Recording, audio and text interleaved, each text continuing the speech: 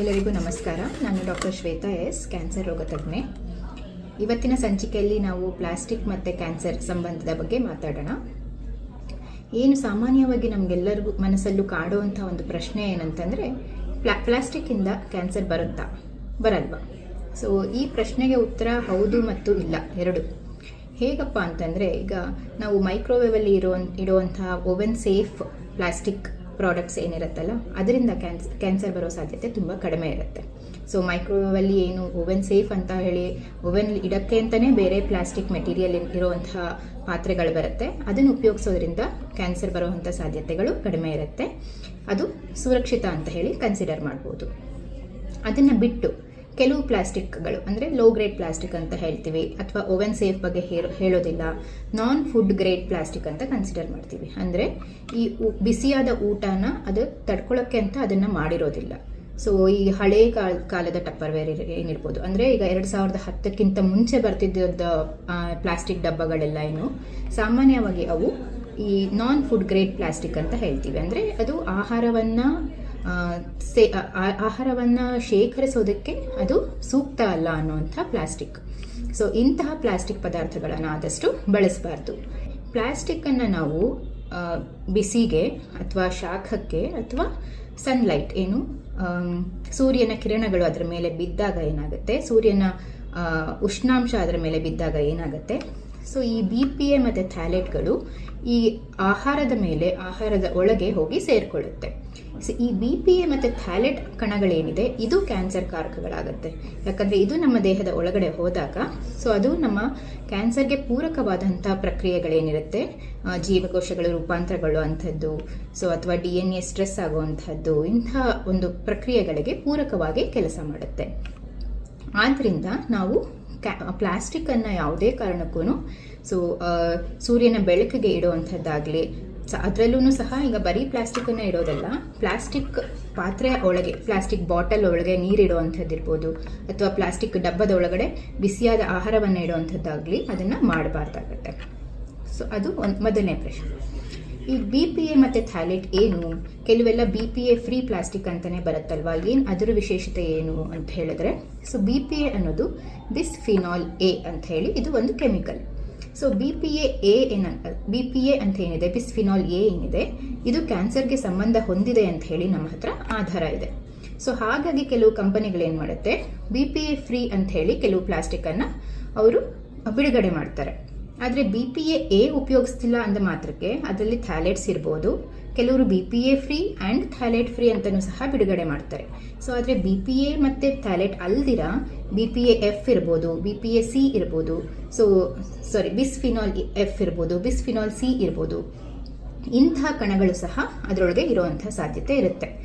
BPA free ಅನ್ನುವಂಥ plastic BPA ಇರುವಂಥ ಪ್ಲಾಸ್ಟಿಕ್ಗಿಂತ ಸುರಕ್ಷಿತ ಆದರೂ ಸಹ ಸಂಪೂರ್ಣವಾಗಿ ಸುರಕ್ಷಿತ ಅಂತ ನಾವು ಕನ್ಸಿಡರ್ ಮಾಡೋಕ್ಕೆ ಆಗಲ್ಲ. ಆದ್ದರಿಂದ ಸೊ BPA ಇರಲಿ ಇಲ್ಲದೆ ಹೋಗಲಿ, ಪ್ಲಾಸ್ಟಿಕ್ನ ಬಳಕೆ ಕಡಿಮೆ ಮಾಡ್ಕೋಬೇಕಾಗತ್ತೆ.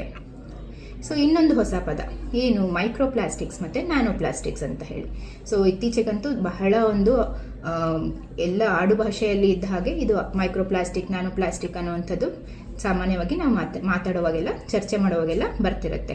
ಏನಿದು ಮೈಕ್ರೋ ಪ್ಲಾಸ್ಟಿಕ್, ನ್ಯಾನೋ ಪ್ಲಾಸ್ಟಿಕ್ ಅಂತಂದರೆ, ಅಣುಗಳು ಅಂದರೆ ಸಣ್ಣ ಸಣ್ಣ ಕಣಗಳು, ಪ್ಲಾಸ್ಟಿಕ್ನ ಸಣ್ಣ ಸಣ್ಣ ಕಣಗಳೇನಿರುತ್ತೆ ಅದಕ್ಕೆ ಮೈಕ್ರೋ ಪ್ಲಾಸ್ಟಿಕ್ಸ್ ಮತ್ತು ನ್ಯಾನೋ ಪ್ಲಾಸ್ಟಿಕ್ಸ್ ಅಂತ ಹೇಳ್ತೀವಿ.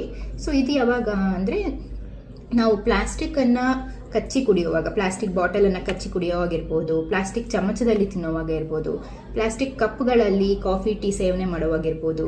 ಸೊ ಇಂತಹ ಸಮಯದಲ್ಲಿ ಸಣ್ಣ ಸಣ್ಣ ಮೊತ್ತದಲ್ಲಿ ಏನು ಪ್ಲಾಸ್ಟಿಕ್ ನಮ್ಮ ದೇಹದಲ್ಲಿ ಹೋಗುವಂಥ ಸಾಧ್ಯತೆ ಇರುತ್ತೆ, ಅದನ್ನು ಮೈಕ್ರೋ ಪ್ಲಾಸ್ಟಿಕ್ಸ್ ಮತ್ತು ನ್ಯಾನೋ ಪ್ಲಾಸ್ಟಿಕ್ಸ್ ಅಂತ ಹೇಳ್ತೀವಿ. ಸೊ ಈ ಮೈಕ್ರೋ ಪ್ಲಾಸ್ಟಿಕ್ಸ್ ಮತ್ತು ನ್ಯಾನೋ ಪ್ಲಾಸ್ಟಿಕ್ಸ್ ಇಂದ ಕ್ಯಾನ್ಸರ್ ಬರುವಂಥ ಸಾಧ್ಯತೆ ಇದೆ ಅನ್ನುವಂಥ ಸಿದ್ಧಾಂತಗಳಿದ್ರೂ ಸಹ ಇದಕ್ಕೆ ಯಾವುದೂ ಸಂಪೂರ್ಣವಾಗಿ ಪುರಾವೆ ಸಿಕ್ಕಿಲ್ಲ. ಆದ್ರೂ ನಾವು ಇದನ್ನು ತಿನ್ನೋವಂಥ, ಸೇವನೆ ಮಾಡುವಂಥ ಮೊತ್ತವನ್ನು ಕಡಿಮೆ ಮಾಡ್ಕೋಬೇಕು. ಯಾಕಂದರೆ ಈಗ ಸದ್ಯಕ್ಕೆ ಪುರಾವೆ ಇಲ್ಲ, ಆದರೆ ಬರೋವಂಥ ಸಾಧ್ಯತೆ ಇದೆ. ಆದ್ದರಿಂದ ಸೊ ದಾಖಲೆ ಇಲ್ಲದೆ ಇದ್ರೂ ಸಹ ನಮ್ಮ ಸೇಫ್ಟಿನಲ್ಲಿ ನಮ್ಮ ರಕ್ಷಣೆನ ನಾವು ಮಾಡ್ಕೊಳ್ಳೋದು ಉತ್ತಮ. ಇನ್ನೊಂದು ಪ್ರಶ್ನೆ ಏನಂದರೆ, ಈ ಪ್ಲಾಸ್ಟಿಕ್ ಬಾಟಲಲ್ಲಿ ನೀರು ಹಾಕಿ ಫ್ರಿಜ್ಜಲ್ಲಿ ಇಟ್ಟರೆ, ಫ್ರೀಸರಲ್ಲಿ ಇಟ್ಟರೆ, ಐಸ್ ಕ್ಯೂಬ್ ಮಾಡಿಕೊಂಡು ತೊಗೊಂಡ್ರೆ ಅದರಿಂದ ಏನಾದರೂ ಕ್ಯಾನ್ಸರ್ ಬರುತ್ತಾ ಅಂತ ಹೇಳಿ. ಸೊ ಇಲ್ಲ, ನಾವು ನೀರನ್ನು ಶೇಖರಣೆ ಮಾಡಿ ಐಸ್ ಮಾಡಿಕೊಂಡು ಕುಡಿಯೋದ್ರಿಂದ ಆಗಲಿ, ಪ್ಲಾಸ್ಟಿಕ್ ಬಾಟಲ್ನ ಫ್ರಿಜ್ಜಲ್ಲಿ ಇಟ್ಟು ಅದನ್ನು ತಣ್ಣೀರನ್ನು ಕುಡಿಯೋದ್ರಿಂದ ಆಗಲಿ ನಮಗೆ ಕ್ಯಾನ್ಸರ್ ಬರುವಂಥ ಸಾಧ್ಯತೆ ಇರೋದಿಲ್ಲ. ಇದು ಒಂದು ತಪ್ಪು ಕಲ್ಪನೆ ಆಗಿರುತ್ತೆ. ಮತ್ತು ಪ್ಲಾಸ್ಟಿಕ್ ಪದಾರ್ಥಗಳನ್ನು ಮತ್ತೆ ಮತ್ತೆ ಉಪಯೋಗಿಸೋದ್ರಿಂದ ಕ್ಯಾನ್ಸರ್ ಬರಬಹುದಾ? ಪ್ಲಾಸ್ಟಿಕ್ ಪಾತ್ರೆಗಳನ್ನು, ಪ್ಲಾಸ್ಟಿಕ್ ಬಾಟಲ್ಗಳನ್ನು ಮತ್ತೆ ಮತ್ತೆ ಉಪಯೋಗಿಸೋದ್ರಿಂದ ಕ್ಯಾನ್ಸರ್ ಬರ್ಬೋದಾ? ಅಥವಾ ಪ್ಲಾಸ್ಟಿಕ್ಕನ್ನು ನಾವು ಬಿಸಿ ಮಾಡಿದಾಗ ಕ್ಯಾನ್ಸರ್ ಬರಬಹುದಾ? ಹೌದು, ಇದು ಒಂದು ಮುಖ್ಯವಾಗಿ ಗಮನಿಸಬೇಕಾದಂಥ ಅಂಶ. ಏನಂದರೆ, ಈಗ ಪ್ಲಾಸ್ಟಿಕ್ ಬಾಟಲ್ ಏನಿರುತ್ತೆ, ನೀವು ಅದರೊಳಗೆ ನೀರು ಹಾಕಿ, ಸಪೋಸ್ ನೀವು ಯಾವಾಗಲೂ ಉಪಯೋಗಿಸುವಂಥ ಬಿಸ್ಲೇರಿ ವಾಟರ್ ಇರ್ಬೋದು, ಬಿಸ್ಲೇರಿ ಬಾಟ್ಲ್ ಇರ್ಬೋದು, ಅಥವಾ ನಾರ್ಮಲ್ ರೆಗ್ಯುಲರ್ ವಾಟರ್ ಇರ್ಬೋದು, ಯಾವುದೇ ಒಂದು ಕಂಪನಿ ಅಂತ ಹೇಳ್ತಿಲ್ಲ ನಾನು, but use and throw bottles ಏನಿರುತ್ತಲ್ಲ ಅದು ಒಂದು ಸಲಕ್ಕೆ ಅಂತ ಹೇಳಿ ಮಾಡಿರ್ತಾರೆ. ಸೊ ನೀವು ಅದನ್ನು ತಗೊಂಡು ಅರ್ಧ ಕುಡಿದ್ಬಿಟ್ಟು ಹಾಗೇನೆ ಅದನ್ನ ಕಾರಲ್ಲಿ ಇಟ್ಬಿಟ್ಟಿರ್ತೀರ. ಇನ್ನೊಂದು ವಾರ ಆದಮೇಲೆ ನೀವು ಅದನ್ನು ಕುಡಿಯೋದ್ರಿಂದ ಕ್ಯಾನ್ಸರ್ ಸಾಧ್ಯತೆ ಹೆಚ್ಚಾಗುವಂಥ ಚಾನ್ಸಸ್ ಇರುತ್ತೆ. ಯಾವ ಥರ ವರ್ತಿಸುತ್ತೆ ಅಂತಂದರೆ, ಸೊ ನೀವು ಕಾರಲ್ಲಿ ಇಟ್ಟಾಗ ಅದರಲ್ಲಿ ಬಿಸಿ ಉತ್ಪಾದನೆ ಏನಾಗುತ್ತೆ, ಸೊ ಆ ಬಿಸಿಯಿಂದ ಈ BPA ಇರ್ಬೋದು, ಥ್ಯಾಲೇಟ್ ಇರ್ಬೋದು, ಅದೆಲ್ಲನೂ ಆ ನೀರಿನೊಳಗೆ ಹೋಗಿ ಸೇರ್ಕೊಳ್ಳುವಂಥ ಸಾಧ್ಯತೆ ಇರುತ್ತೆ. ಸೊ ಸಾಮಾನ್ಯವಾಗಿ ಈಗ ಬರುವಂಥ ಎಲ್ಲ ಬಾಟಲ್ಸ್ ಏನಿರುತ್ತೆ, ಬಿಸ್ಲೇರಿ ಇರ್ಬೋದು, ಅದೆಲ್ಲ BPA ಫ್ರೀನೇ ಆಗಿರುತ್ತೆ.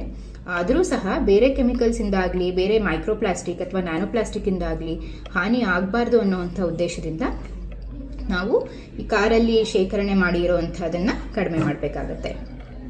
ಸೊ ಹಾಗಿದ್ರೆ ಏನು ಮಾಡ್ಬೋದು ನಮ್ಮನ್ನು ನಾವು ಪ್ಲಾಸ್ಟಿಕ್ಕಿಂದ ಬರುವಂಥ ಕ್ಯಾನ್ಸರಿಂದ ರಕ್ಷಣೆ ಮಾಡ್ಕೊಳ್ಳೋದಕ್ಕೆ ಅಂದರೆ, ಮೊದಲನೇದಾಗಿ ಆದಷ್ಟು ಪ್ಲಾಸ್ಟಿಕ್ ಬಳಕೆನ ಕಡಿಮೆ ಮಾಡಬೇಕು. ಪ್ಲಾಸ್ಟಿಕ್ ಬಾಟಲ್ ಬದಲು ಸ್ಟೀಲ್ ಬಾಟಲ್ನ ಉಪಯೋಗಿಸ್ಬೋದು. ಮತ್ತು ಹಾಗೆಯೇ ಈ ಪ್ಲಾಸ್ಟಿಕ್ ಬಾಟಲ್ಗಳನ್ನು ಕಾರಲ್ಲಿ ಇಡುವಂಥದ್ದು, ರೂಮಲ್ಲಿ ಇಟ್ಬಿಟ್ಟು ತುಂಬ ದಿನ ಆದಮೇಲೆ ಅದನ್ನು ಕುಡಿಯುವಂಥದ್ದು, ಅದನ್ನೆಲ್ಲ ತಪ್ಪಿಸಬಹುದು. ಮತ್ತು ಪ್ಲಾಸ್ಟಿಕ್ ಲಂಚ್ ಬಾಕ್ಸ್ ಏನಿರುತ್ತೆ, ಪ್ಲಾಸ್ಟಿಕ್ ಊಟದ ಬುತ್ತಿ, ಅದರ ಬದಲು ನಾವು ಸ್ಟೀಲ್ ಬಾಕ್ಸ್ಗಳನ್ನು ಯೂಸ್ ಮಾಡ್ಬೋದು. ಮತ್ತು ಟೀ ಕಾಫಿ ಕುಡಿಯುವಾಗ ನಾವು ಎಲ್ಲಿ ಹೊರಗಡೆ ಸ್ಟಾಲ್ಗಳಿಗಾಗಲಿ ಕೆಫೆಟೇರಿಯಾಗಾಗಲಿ ಹೋಗಿ ಪ್ಲಾಸ್ಟಿಕ್ ಕಪ್ಗಳಲ್ಲಿ ಟೀ ಮತ್ತು ಕಾಫಿ ಕುಡಿಯೋ ಬದಲು ನಾವು ಅದ್ರ ಬದಲು ಗ್ಲಾಸ್ ಕಪ್ಸ್ನ ಯೂಸ್ ಮಾಡಬಹುದು. ಮತ್ತು ಪ್ಯಾಕೇಜ್ಡ್ ಫುಡ್ ಅಂದರೆ ಈಗೇನು ಚಿಪ್ಸ್ ಬರುತ್ತಲ್ವಾ, ಈ ಥರ ಪ್ಯಾಕೇಜ್ಡ್ ಫುಡ್ ಏನಿರುತ್ತೆ, ಸೊ ಅಂಥದ್ದನ್ನು ಉಪಯೋಗಿಸೋದು ಸಹ ಕಡಿಮೆ ಮಾಡಬೇಕು. ಯಾಕಂದರೆ ಈ ಪ್ಯಾಕೇಜ್ಡ್ ಫುಡ್ ಒಳಗಡೆ ಇರುವಂಥ ಕೋಟಿಂಗ್ ಏನಿರುತ್ತೆ ಅದು ಸಹ ಥಿನ್ ಲೇಯರ್ ಆಫ್ ಪ್ಲಾಸ್ಟಿಕ್ಕಿಂದ ಆಗಿರುತ್ತೆ. ಸೊ ಅದರಲ್ಲಿ ಸಹ BPA ಮತ್ತು ಥ್ಯಾಲೆಟ್ಸ್ ಇರುವಂಥ ಸಾಧ್ಯತೆ ಇರುತ್ತೆ. ಸೊ ಹಾಗಾಗಿ ನಾವು ಆದಷ್ಟು ಪ್ಲಾಸ್ಟಿಕ್ ಬಳಕೆನ ಕಡಿಮೆ ಮಾಡಿಕೊಂಡು ಪ್ಲಾಸ್ಟಿಕ್ ಬದಲು ಎಲ್ಲೆಲ್ಲಿ ಸಾಧ್ಯನೋ ಅಲ್ಲಿ ವುಡ್ ಇರ್ಬೋದು, ಸ್ಟೀಲ್ ಇರ್ಬೋದು, ಮೆಟಲ್ ಇರ್ಬೋದು, ಇಂತಹ ಪದಾರ್ಥಗಳನ್ನು ಬಳಕೆ ಮಾಡಿ ಸೊ ನಮ್ಮನ್ನು ನಾವು ಕ್ಯಾನ್ಸರಿಂದ ರಕ್ಷಣೆ ಮಾಡಿಕೊಳ್ಳೋಣ. ಧನ್ಯವಾದಗಳು.